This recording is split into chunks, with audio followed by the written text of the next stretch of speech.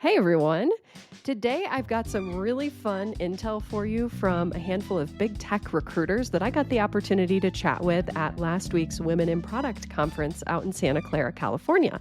Now, if you don't already know, I am the chapter lead for our Denver chapter of Women in Product. It's a global organization that empowers women to grow in their product careers, and it's something that I just love being a part of. I organize events here in Denver regularly, and as a chapter lead, I got the opportunity to attend the conference and meet other chapter leads, mingle with attendees, join the talks, and talk to the recruiters that were there at all the various booths. So today I want to share with you the takeaways that I had about what these recruiters are experiencing in the current market, some of the things that they wish you knew as candidates, and some of the hot takes that I heard. So let's get into it.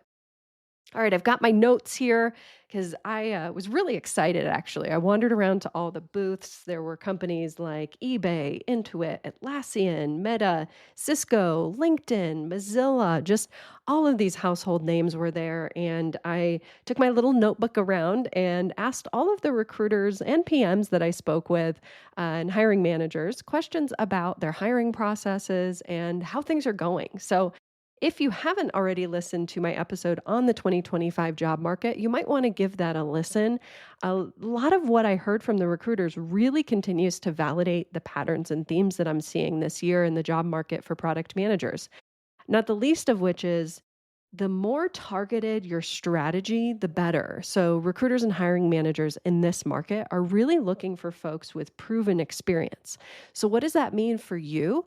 That means you really have to do a great job pitching and packaging yourself. So, storytelling and being concise is really critical in this market.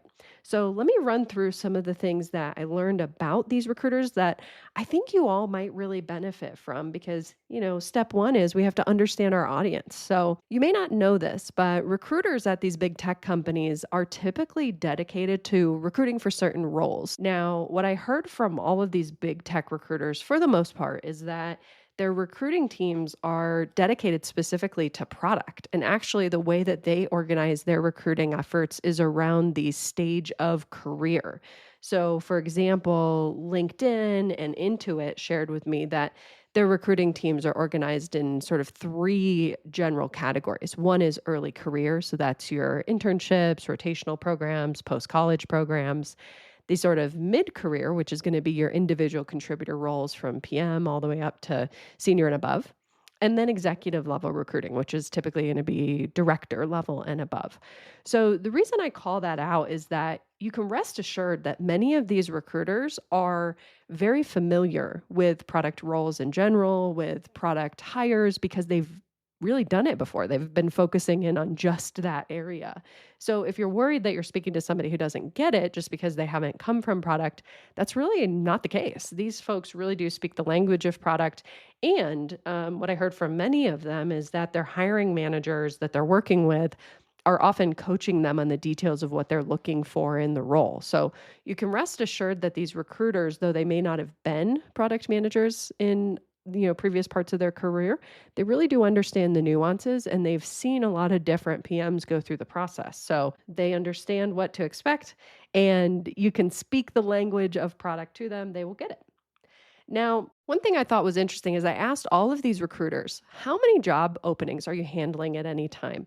And the numbers ranged, but generally I heard that each person is handling about 10 to 15 job openings at any given time.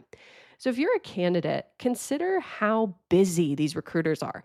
That is what I heard just over and over and over again from all of these recruiters is we're busy, we're managing a lot of open roles, and not only are they handling the open roles as they're written, sometimes the requirements for the roles are changing. So they're at the mercy of the hiring teams that might be changing their mind on, some specific skill set that they're looking for. And the hiring managers that they are dependent on for feedback, or the hiring team they're dependent on for feedback, those folks often have really loaded schedules. And so they're literally just waiting a lot of the time for the folks that they are dependent on to get back to them with feedback from your interviews and whatnot. So if there was one thing that I heard loud and clear, it's that all of these recruiters are busy. I had one person say, "You should see my inbox and my LinkedIn." And they just, clearly are living in a world of, there's way more information that they could possibly ever consume.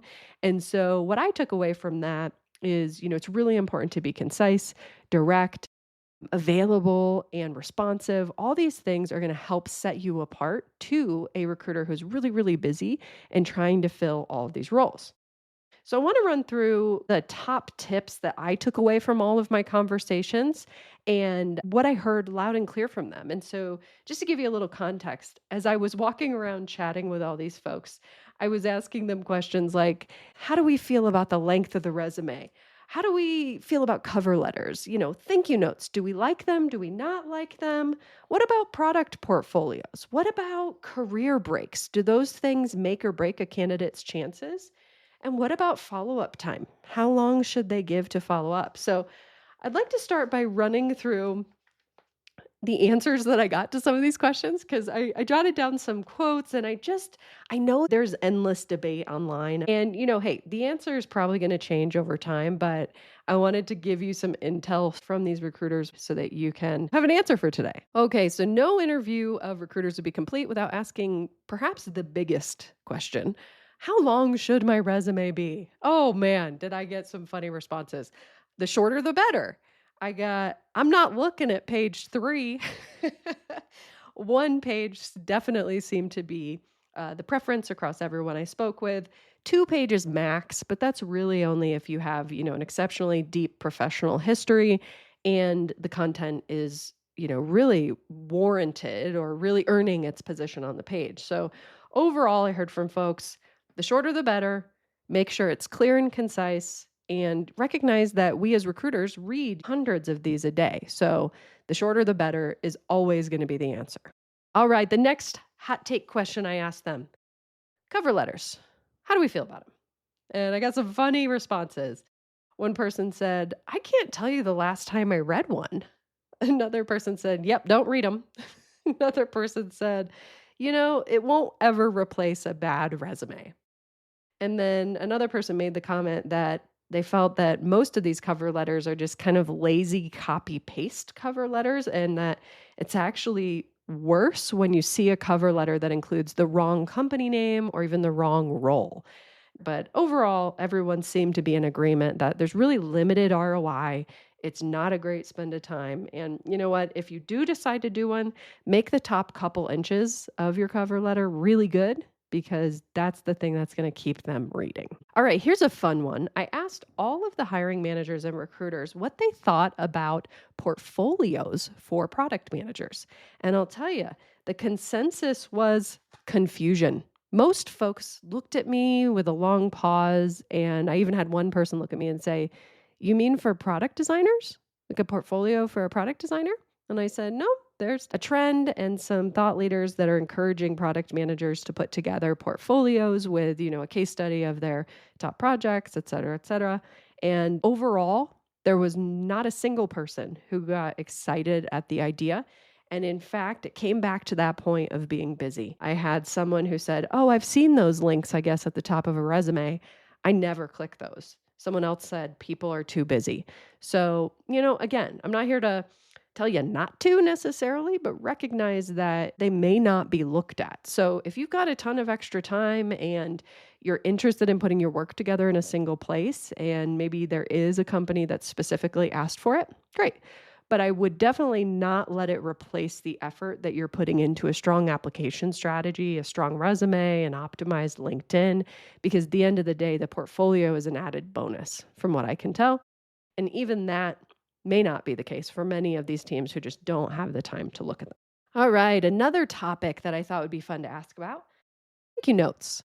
Do we like them? Do we hate them? Do they make or break, a candidate's chances of getting the job? And what most people said was, oh, it's fine. I appreciate it. It can be a nice touch, maybe after an interview with the team. But folks definitely said it's not necessary, but it is kind of nice if it's helpful or genuine. So, if there truly is something that you might need to close the loop on, a clarifying piece of information that you want to share, then by all means, a thank you note can be good. But the recruiters sort of felt like, you know what, my inbox is already crazy enough. It's just another email in there. Now, my preference on this and my philosophy on thank you notes is they definitely don't hurt. It can be a good way to keep your name top of mind. It can be a good way to address any objections that might have come up during your interview. So, similar to some of these other things, right? Recognize that it's not a make or break, but it's definitely something where if you do send one, you want it to be genuine and timely. All right. This was a fun one. I asked recruiters and hiring managers how they felt about career breaks. I get this question all the time. I even got it actually about an hour before I went around and chatted with all the recruiters. I had met up with someone at the conference in between talks, and we got to talking about their career experience. And they mentioned that they felt that this one career break that they had on their resume was the reason they weren't getting callbacks. So as I was talking to the recruiters, this felt like a good one to ask them as well. So I said, well, how do you feel when you see a career break on a resume? Is that a deal breaker for you? And again, people were really surprised that I was asking. They seemed to really be surprised that this was even a concern that people were thinking about. And it was pretty cool to be able to say, you know what, I literally was just chatting with someone a couple minutes ago who had this very concern. I gave them a little bit of detail on break. I mentioned it was due to a layoff and then some family circumstances that required them to take some time off. And I really appreciated the human response that I got from all these recruiters. I mean, the takeaway I heard overall was it's fine. Like they happen. They're really common. Everybody's got a different situation. Sometimes you don't have a choice. Like there was this real empathy for it and a real understanding that it's one of those things that just happens. And so the theme I heard in addition to that was definitely be prepared to share a bit more about the why. So I did hear from all of the recruiters and hiring managers that they are probably going to ask what that career break was about, maybe what you did during that time or why it came about. But one person even said, I've seen a lot of career breaks in my career, and I can never think of a time where that was the reason why we didn't move forward with a candidate. So, if you have a career break, the advice I would give to you is be prepared to talk about it and don't make it weird. It's up to you to kind of set the tone for how you want that career break to be interpreted. So, if you make it weird, it's going to be weird, but expect that they might ask about it and be prepared to share a bit about why it happened and what you did with that time and try to find a positive framing for it. And by the way, I took a career break. I took almost a year off because I had burnt myself out pretty significantly. And honestly, I just needed a minute to get my head back on my shoulders. So, one of the ways that I positioned that at the time was hey, I didn't do great setting boundaries at my last job. I put my all into the job, but that ended up coming back to bite me. So I used that break to recover. I also learned a lot about the boundaries that I need to put in place. So if I were to work full time again, here's how that would benefit my next employer. I'm rested. I'm ready to go. I know myself better than I did before, and I'm going to approach this job in a way that's more sustainable, right? And that benefits all of us. So, anyways, be prepared to talk about it. They will be curious. But don't go into it assuming it's a deal breaker because really, that's not what I heard. All right. And the last question I asked for all of these folks was how long should people give you before they follow up? Because, oh, this is a question I get all the time. I had the interview. They said they were going to get back to me. I haven't heard from them in a couple days. Should I follow up? This has probably happened to you. And so I asked these recruiters what they thought. And oh, this was a good one. For the most part, the theme I heard was, give us some grace. So people said, that they definitely understood that you're eager, you're excited, you put all this effort into an interview, and you just, you want to know, you're like, I want an answer, I want to know what's going on. But the general consensus was, give us at least few days, up to a week would be great. Have grace. And I thought it was really interesting. One of the recruiters said, if we aren't updating you, we're probably waiting on our team too. And they said sometimes the hiring manager is out on vacation. Sometimes the hiring team hasn't put their feedback into the system yet. Sometimes we're waiting on another candidate's interview to happen before we make a decision. And so it's just a really interesting framing that I hadn't even really thought before. Most of the time, it's just a function of, we're busy, we haven't had a chance to get back, but we will. Or, we don't have an update yet. And so I thought that was a really interesting framing. Remember that these folks are managing 10, 12, 15 different job descriptions. So if you multiply that by, let's say, 5 active candidates in each interview process, that can add up really quickly to just so many touch points. That could be 50 to 100 different candidates that an individual recruiter is managing at any given time. So, anyways, that's not to say don't follow up. They definitely said, if I told you I'm going to get back to you and I haven't, by all means, please remind me, right? These folks are human. They might have just forgotten. So that nudge can be helpful. But we don't want to veer into being obnoxious. So make sure that you're following up in due time, but be patient. With every one of the recruiters I spoke to at the end, I said, do you have any tips for these candidates? Are there any pet peeves that you want to share? And I got some good ones. So this is, I guess, sort of a wild card mix of things that I heard that you might find interesting. One person mentioned, if you're willing to relocate, say that. Because if I'm going through resumes and it says, you must be in person in New York City, and I see that you are in Florida, I may not have the chance to follow up with you and ask. Put it in your resume if you're willing to relocate. Another one that came up actually a few times was, do your research on our company. Have questions, be excited, be passionate. As a hiring manager, this is something that came up for me as well and was quite frustrating actually. So I'll share from my perspective. I can't tell you how many times I would get on a screening call with someone and one of their questions would be to me, they would say, so what does the company do? And I'll tell you, I just wanted to hang up the phone. It was like, are you freaking kidding me? Like, you applied to this job and now you're asking me what we do? But it just goes to show that preparation, those thoughtful questions, following the company on LinkedIn, following the latest news and press releases about the company, all those are really helpful things so that when you show up to the interview, you seem more tuned in and you don't seem like you're there by mistake. All right, here's another tip. They said, a few folks said this actually, that they do want you to be confident, but that there's a really fine line between being confident and being entitled. There was this sense that sometimes folks show up and they're sort of bringing in this ego or a chip on their shoulder, I guess, when they're talking to recruiters. And they're kind of like, well, I'm the perfect person for this role. Like, I don't even know why I have to do this interview. And so confidence is good, but we want to remain humble. We don't want to walk in like entitled in that way. It just puts a bad taste in someone's mouth. I thought this tip was really insightful as well. Be ready to answer this question. Why us and why now?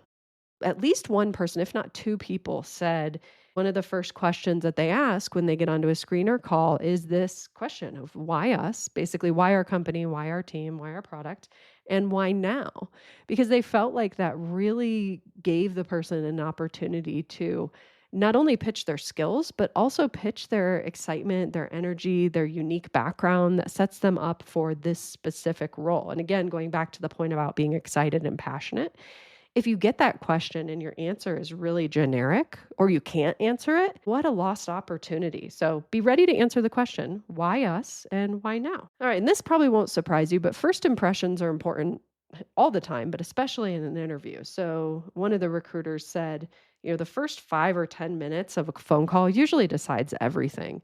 And they said sometimes people get on and their attitude's way off, or they're clearly not excited about the role, or they take forever to answer the first question. They're not capable of being concise. And so there's a lot of factors that these recruiters are considering beyond your resume and your LinkedIn, but also, equally important, how is that first impression in the first interview?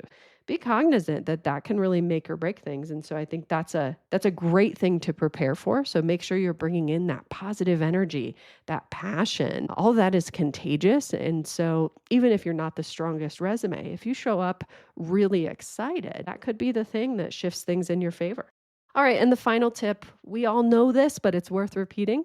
Get referrals when you can. And each of the recruiters did say when there are referrals, those go to the top of the resume pile. So if you can get a referral to a company, don't hesitate. There's usually some cash that the employee who referred you would get, some sort of cash bonus or other incentive to make that referral. So you're never bothering an employee by asking for one of those, assuming you're qualified. All right, so I'd love to run down my top tips based on what I heard. I hope you enjoyed those quotes and feedback that I captured from all the recruiters that I spoke with. Here were my top 5 takeaways from all the conversations that I had. Number 1, be concise. These folks are super busy. They're comparing and contrasting a lot of different candidates. They've got a lot of different job descriptions to fill. Their time is really valuable. So, whether it's on your resume, it's in a screening call, or it's in an email that you're sending, every touch point that you have with these folks, show that you can really prioritize the most important information and be concise every opportunity that you have. Similarly, be relevant. Don't make these recruiters and hiring managers search for why you're the best fit. And you're choosing what to include in your LinkedIn, your resume, which keywords to include, how to describe yourself in your narrative, which accomplishments to include. All of these things are going to be most helpful the more relevant they are to the specific role that you're hiring for. So, a lot of this goes back to having a good, clear and actionable application strategy. So if you know exactly how you're pitching and packaging yourself, then you can absolutely be super relevant every point of the way, from resume to LinkedIn to the stories that you prioritize telling during the interviews themselves. All right, tip number 3, be honest. This plays into not just what you choose to include in your resume, but also how you handle yourself at all stages of the interview process. So, folks mentioned, tactical things like if you're willing to relocate, tell me that. But I also heard from some of the recruiters that there was nothing more frustrating than seeing someone whose resume didn't match up to the person they experienced in an interview. Recognize that it's a long game getting hired, and the reputation that you're building is really important. So be honest as much as possible, and don't be tempted to maybe tell a small fib just to get the interview, because it will come out, and that may affect that recruiter's interpretation of you for the long term. I always think of these recruiter relationships as potentially long-term relationships. I've had clients who get interviews at companies and maybe they're not the best fit for that particular role, but they get chosen for a future role. Now, if you ruin things by not being trustworthy with those recruiters, then they may not want to call you back if a future opportunity is a better fit. All right, tip number 4, be genuine. Whether that is sending a thank you note and really being genuinely appreciative for them taking the time to chat with you or share information with you, or during the interview when you're talking about why the company and why you're excited and passionate about this opportunity. Being genuine is one of those things that can be a real upper hand for you. It's something that's really difficult to fake. And so, if you genuinely are very excited about the role in the company or passionate about the problem space, that can only help. And if you notice that you're having to stretch the truth, or you're feeling like you're not able to be genuine and a role really isn't that exciting, I guess I would just remind you that you're probably not hiding it very well, right? Humans are very good at picking up on whether something is authentic or genuine. And even if you think you're faking it as best as you possibly can, it's probably being picked up by the recruiter and hiring team. Even if they can't specifically name it, they're going to be feeling that something is a little bit off. And the last tip I'll offer is be patient. Recognize that for you, it may be the one and only thing you're working on, or the one most important thing that you are working on. And so you're really interpreting everything through your lens of, I had the interview, I had it yesterday, I haven't heard back, right? And we're always thinking about worst case scenario. But what I heard from these recruiters is be patient, recognize that they have a lot of tasks on their plate. They have a lot of openings that they're working on filling. So the more patient you can be with your follow-ups, the less likely you are to affect those relationships that you've built with the recruiter. So be patient, but also, do follow up, but do it in due time and do it with grace, and be genuine in your curiosity of following up. All right. Well, I really enjoyed sharing this information with you about what I heard from these recruiters and hiring managers. And I hope that this was insightful and helpful to you if you are out job searching or thinking about kicking off a job search. And if you'd like some help figuring out your application strategy so that you can, be relevant, be concise, be honest, be genuine, and be patient while you're out there job searching, then you might want to look into my Sprint program. We help you come up with a targeted application strategy. We get your resume in order. We help you get your LinkedIn optimized. And then we help you with all of that interview prep. And you know what? You get a cheerleader along your side for support and accountability all along the way. So If you're interested in getting some help with your job search, I'd encourage you to check out my Sprint program at jesssherlock.com/sprint. Thanks for being here. I hope you found at least one thing that you can start doing differently in your job search, and I'll see you next time on After the Cert.